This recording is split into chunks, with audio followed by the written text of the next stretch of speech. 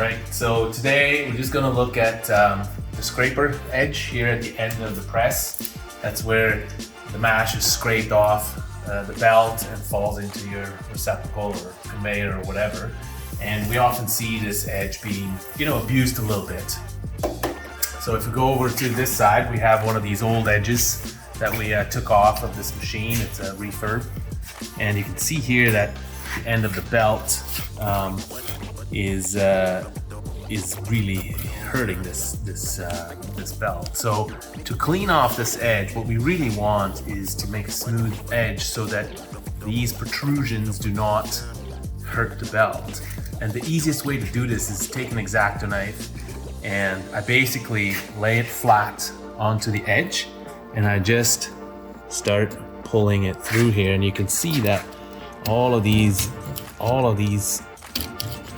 burrs come off, and I mean, this looks really bad. That's why we replaced it. But if you go over to the other side, we can just pull any of these protrusions out, and it doesn't really matter if there's nicks in it that much, as long as nothing sticks out to there. So just lay your X-Acto knife flat on it and pull it through. Make sure everything is nice and smooth. And it's on that